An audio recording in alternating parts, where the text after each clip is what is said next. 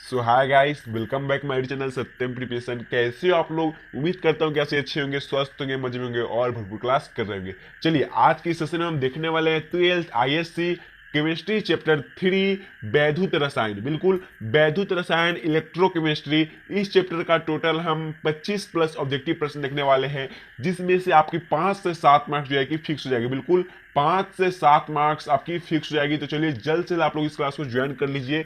जितने भी स्टूडेंट इस क्लास को ज्वाइन कर लिए हैं सभी स्टूडेंट इस क्लास को शेयर कर देंगे अपने व्हाट्सएप ग्रुप में, अपने स्टूडेंट जो भी इंस्टीट्यूट है सभी ग्रुप में शेयर कर देंगे। इस क्लास को करने के बाद आपकी 5 से 7 मार्क्स जो है फिक्स हो जाएगी। बिल्कुल 5 से 7 मार्क्स आपकी फिक्स हो जाएगी। चलिए जल्द से जल्द इस क्लास को शेयर कर दीजिए। जो लोग नए हैं वो लोग सब्सक्राइब कर लीजिएगा। हम यहाँ से क्लास स्टार्ट करेंगे, बहुत धुआंधार क्लास चलेगी, भौकाल क्लास चलेगी आज की क्लास, क्योंकि 5 से 7 मार्क्स क्लियर कर लेना हमको तीसरी चैप्टर से। चलिए आपकी यहाँ से क्लास शुरू करते हैं। अब भोकाल क्लास है, आप लोग क्लास को स्किप मत कीजिएगा, पूरा देखिएगा। जो लोग नए वो लोग सब्सक्राइब कर लीजिएगा। इस क्लास में 5 से 7 मार्क्स अभी फिक्स हो जाएगी। चलिए आगे देखते हैं क्या है। 96,500 कूलम विद्युत CuSO4 के विलयन से मुक्त करता है। सबसे पहले आप इतना जान दीजिए, जो 96,500 कूलम होते हैं वह 1 फैराडे बराबर होते हैं। 1 फैराडे बराबर कितना होते हैं? तो 96,500 कूलम होते हैं। याद रखिएगा, इसको बहुत ज्यादा इंपॉर्टेंट है, मोस्ट इंपॉर्टेंट है। एक कूलम जो है 96,500 कूलम, वह 1 फैराडे के बराबर होता है। तो यह प्रश्न क्या है? 96,500 कूलम विद्युत CuSO4 के विलयन से मुक्त करता है। इसको हम इतना भी कह सकते हैं, 1 फैराडे विद्युत CuSO4 के विलयन से मुक्त करता है। आपको दोनों पूछ सकता है, ठीक है ना। तो यह जो प्रश्न है इसका आंसर हो जाएगा, आपका ऑप्शन हो जाएगा बी हो जाएगा। 31.76 ग्राम तांबा। कितना हो जाएगा? 31.76 ग्राम तांबा जो है 1 फैराडे विद्युत CuSO4 के विलयन से मुक्त करता है, ठीक है। चलिए अगला प्रश्न देखते हैं क्या है। विद्युत की वह मात्रा जो AgNO3 के घोल से 108 ग्राम, कितना? 108 ग्राम Ag जमा कर सकता है। क्या कर सकता है? जमा कर सकता है। तो वह क्या है? वह 1 फैराडे है। याद रखिएगा, वह 1 फैराडे है। जो विद्युत की वह मात्रा है जो AgNO3 के घोल में से 108 ग्राम Ag जमा कर सकता है, वह 1 फैराडे है, ठीक है। चलिए अगला प्रश्न देखते हैं। अगला प्रश्न क्या है? हाँ, अगला जो प्रश्न है वह है आपका 45 नंबर, ठीक है। 45 में है, निम्नलिखित में से कौन द्वितीयक सेल है? तो द्वितीयक सेल कौन है? यह जो प्रश्न पूछा गया है आपका, आगे ही प्रश्न पूछा गया था। यह प्रश्न है 11 में पूछा गया प्रश्न, ठीक है। तो निम्नलिखित में से कौन द्वितीयक सेल है? तो लेड स्टोरेज बैटरी जो है वह द्वितीयक सेल है। आपका ऑप्शन बी है, लेड स्टोरेज बैटरी जो है वह द्वितीयक सेल है। निम्न में से कौन सा सबसे गतिशील ऑक्सीजन है? यह जो प्रश्न है ये भी पूछा गया है 12 में। तो निम्नलिखित में से कौन सा ऑक्सीकरण सेल है? तो इसका आंसर हो जाएगा एफ ही, ठीक है। एफ ही हो जाएगा सबसे ज्यादा, और जो है ऑक्सीकारक सेल होता है, ठीक है। चलिए अगला प्रश्न देखते क्या है। द्रवित सोडियम क्लोराइड के विद्युत अपघटन से कैथोड पर मुक्त होता है। यह जो प्रश्न है ये भी पूछा गया है 12 में। 2012 में पूछा गया प्रश्न है कि द्रवित सोडियम क्लोराइड के विद्युत अपघटन से कैथोड पर मुक्त होता है। तो क्या मुक्त होता है? जल्दी से इसका आंसर दीजिए। बिल्कुल इसका आंसर क्या होगा? सोडियम। इसका आंसर हो जाएगा सोडियम होगा, ठीक है। क्या होगा? सोडियम होगा। द्रवित सोडियम क्लोराइड के विद्युत अपघटन से कैथोड पर मुक्त होता है, तो सोडियम मुक्त होता है, ठीक है। चलिए अगला देखते हैं, अगला प्रश्न क्या है। तो चलिए यहां से आपकी भोकाल क्लास को हम स्टार्ट करते हैं। जो फर्स्ट प्रश्न है वह है, किसी पदार्थ की अभिक्रिया की दर निम्नलिखित में से किस पर निर्भर करती है? आपको 4 ऑप्शन दिए गए हैं, इनमें से कौन सा पदार्थ है जो कि अभिक्रिया की दर पर निर्भर करती है? तो परमाणु द्रव्यमान, समतुल्य द्रव्यमान, अणु द्रव्यमान या फिर सक्रिय मात्रा। तो क्या होगा इसका आंसर? जल्दी से आप लोग दीजिए। किसी पदार्थ की अभिक्रिया की दर, क्या बात कर रहा है पहले समझिएगा प्रश्न को। किसी भी पदार्थ की, किसी पदार्थ अर्थात कोई भी पदार्थ हो जिसकी अभिक्रिया की दर निम्नलिखित में से किस पर निर्भर करती है? तो ऐसा कोई भी पदार्थ है जिसकी अभिक्रिया की दर जो है वह सक्रिय मात्रा पर निर्भर करती है। याद रखिएगा, किसी भी पदार्थ की अभिक्रिया की दर सक्रिय मात्रा पर निर्भर करती है। आपका ऑप्शन डी हो जाएगा, ठीक है। क्या होगा कि किसी भी पदार्थ की अभिक्रिया की दर सक्रिय मात्रा पर निर्भर करती है। चलिए अगला प्रश्न देखते हैं। अगला प्रश्न क्या है?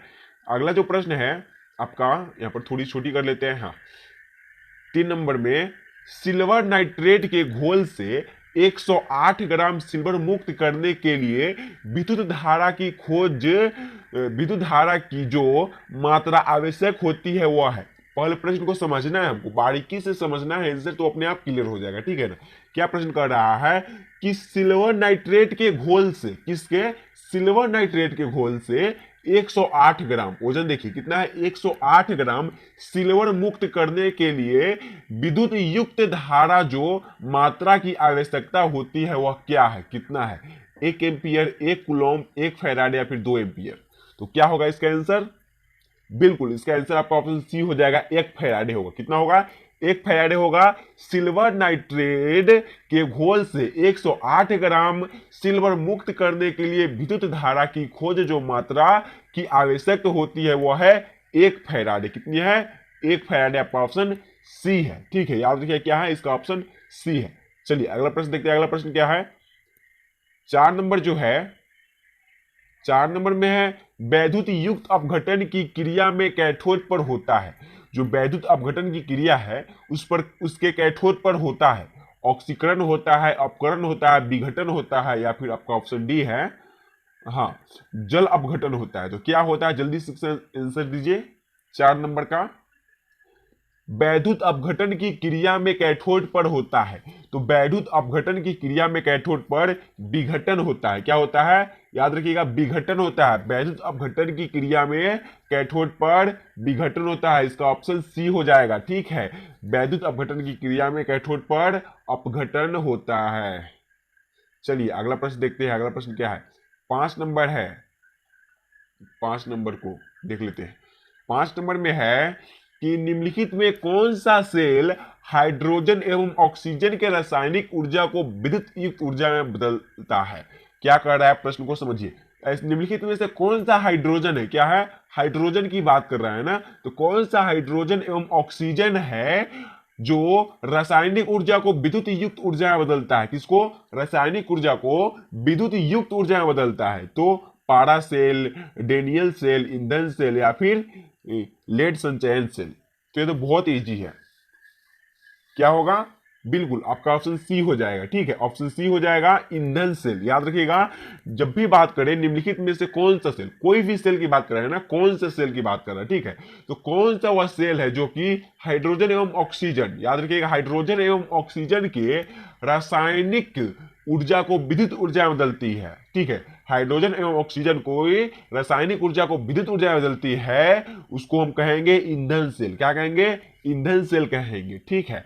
चलिए अगला प्रश्न देखते हैं, यहाँ पे कुछ सीरियल नंबर से छोड़ दिए हैं क्योंकि कुछ जो प्रश्न है वो इंपॉर्टेंट नहीं था। तो चलिए आगे देखते हैं, फैराडे का विद्युत युक्त अपघटन निम्न में से किससे संबंधित है। तो ऐसा कौन, फैराडे का जो विद्युत अपघटन का जो नियम होता है वह निम्नलिखित में से किससे संबंधित है। तो वह जो है धन आयन की गति से, धन आयन के परमाणु भार से, ऋण आयन की गति से, या फिर इलेक्ट्रोलाइट के समतुल्य भार से। तो क्या होगा इसका आंसर, जल्दी से दीजिए, बहुत ही इजी प्रश्न है कि फैराडे के विद्युत अपघटन नियम निम्न में से किससे संबंधित है। तो बिल्कुल इलेक्ट्रोलाइट के समतुल्य भार से। याद रखिएगा, इलेक्ट्रोलाइट के समतुल्य भार से फैराडे का विद्युत युक्त अपघटन संबंधित है, ठीक है। फैराडे का विद्युत अपघटन जो नियम है वह इलेक्ट्रोलाइट के समतुल्य भार से संबंधित है। चलिए अगला प्रश्न देखते हैं, अगला प्रश्न क्या है, अगला जो प्रश्न है वह है हाइड्रोजन ऑक्सीजन ईंधन सेल में हाइड्रोजन का धन होता है। क्या कर रहा है, हाइड्रोजन ऑक्सीजन ईंधन सेल में हाइड्रोजन का धन होता है जो अत्यधिक शुद्ध जल उत्पन्न करता है, 2 इलेक्ट्रोडों के बीच विभवांतर उत्पन्न करता है, या फिर इलेक्ट्रॉन सतह से अवशोषित ऑक्सीजन निकलता है, या फिर ऊष्मा उत्पन्न करता है। तो क्या होगा इसका आंसर, जल्दी से दीजिए। हाइड्रोजन ऑक्सीजन ईंधन सेल में हाइड्रोजन का दहन होता है जो, बिल्कुल दो, क्या इसका आंसर देखिए, चलिए इसका आंसर बी है, 2 इलेक्ट्रोडों के बीच विभवांतर उत्पन्न करता है। क्या करता है, 2 इलेक्ट्रोडों के बीच विभवांतर उत्पन्न करता है, हाइड्रोजन ऑक्सीजन ईंधन सेल कहलाता है, ठीक है, का दहन कहलाता है। चलिए अगला प्रश्न देखते हैं, अगला प्रश्न क्या है, 15 में है कि तापमान में वृद्धि के साथ धातु की चालकता होती है। तो तापमान में वृद्धि के साथ धातु की चालकता बढ़ती है, घटती है, अपरिवर्तित रहती है, दुगनी होती है। क्या होगा इसका आंसर, जल्दी से दीजिए। तापमान में वृद्धि के साथ धातु की चालकता घटती है। क्या होती है, तापमान में वृद्धि के साथ धातु की चालकता जो है वह घटती है। क्या होती है, घटती है, याद रखिएगा। चलिए अगला प्रश्न देखते हैं क्या प्रश्न है। इसको हम इसका स्क्रीनशॉट नहीं लिए, ठीक है, इसके स्क्रीनशॉट हम ले लेते हैं ताकि आपको पीडीएफ देने में सुविधा हो, ठीक है। चलिए आगे देखते हैं। 15 तो हो गया। 16 में है कि चालक की चालकता एवं प्रतिरोध निम्नांकित से किस प्रकार संबंधित है। तो सी समानुपाती आर के, या फिर उसके बाद सी, आपका ऑप्शन मिल ही गया। देखिए ऑप्शन सी है, सी बराबर 1/r। क्या है, सी बराबर 1/r है। पहले देख लेते हैं क्या प्रश्न है। चालक की चालकता एवं प्रतिरोध निम्नांकित में से किस पर निर्भर करती है। क्या कर रहा है, चालक की चालकता एवं प्रतिरोध निम्नांकित में से किस पर निर्भर करती है। तो C बराबर 1/r। चलिए अगला प्रश्न देखते हैं। अगला प्रश्न क्या है, 17 नंबर, छोटी कर लेते हैं। 17 नंबर में है कि वह उपकरण जिसमें ईंधन जैसे हाइड्रोजन और मीथेन के दहन ऊर्जा का सीधे विद्युत ऊर्जा में परिवर्तन किया जाता है, उसे कहते हैं। तो उसे क्या कहते हैं, ईंधन सेल कहते हैं। याद रखिएगा क्या कहते हैं, ईंधन सेल कहते हैं। वह उपकरण जिसमें ईंधन जैसे हाइड्रोजन और मीथेन के दहन ऊर्जा का सीधे विद्युत युक्त ऊर्जा में परिवर्तन किया जाता है, उसे हम ईंधन सेल कहते हैं, ठीक है।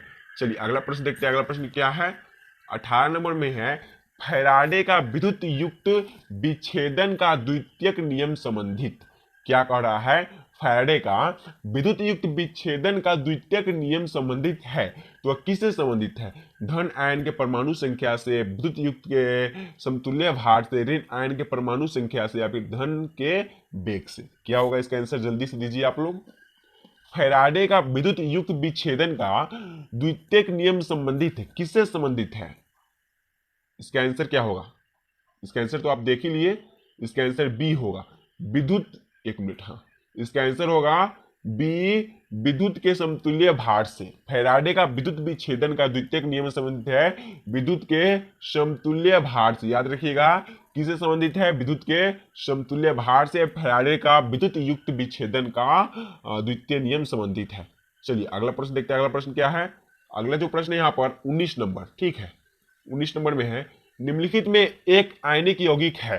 तो एक आयनिक यौगिक क्या है, एल्कोहल है, हाइड्रोजन क्लोराइड है, उसका शक्कर है, सोडियम नाइट्रेट है। तो क्या है इसका आंसर, जल्दी से दीजिए आप लोग। निम्नलिखित में से आयनिक यौगिक क्या है। तो हाइड्रोजन क्लोराइड जो है वह आयनिक यौगिक है। क्या है, हाइड्रोजन क्लोराइड आयनिक यौगिक है। याद रखिएगा आयनिक यौगिक क्या है, तो hydrogen chloride, sorry hydrogen chloride नहीं होगा, इसका आंसर डी हो जाएगा। क्या होगा, डी हो जाएगा, सोडियम नाइट्रेट। क्या हो जाएगा, सोडियम नाइट्रेट हो जाएगा। निम्नलिखित में से एक आयनिक यौगिक है, सोडियम नाइट्रेट है, ठीक है। चलिए अगला प्रश्न देखते हैं। अगला प्रश्न क्या है,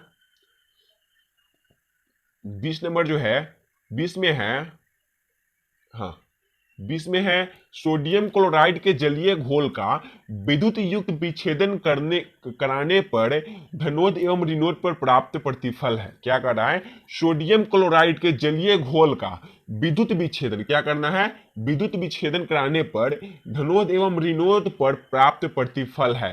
तो प्राप्त प्रतिफल क्या है, जल्दी से इसका आंसर दीजिए आप लोग। बिल्कुल हमको लगता है इसका आंसर बी हो जाएगा, लेकिन देख लेते हैं। हाँ बिल्कुल इसका आंसर बी ही होगा, Fe+H2। क्या होगा, F2+H2, ठीक है। सोडियम क्लोराइड के जलीय घोल का विद्युत विच्छेदन कराने पर धनोद एवं ऋणोद प्राप्त प्रतिफल होता है जो F2+H2। चलिए अगला प्रश्न देखते हैं। अगला प्रश्न क्या है, आपका यहाँ पर जो है 20 प्रश्न क्लियर हो गया, ठीक है। अगला प्रश्न देखते हैं आगे हम।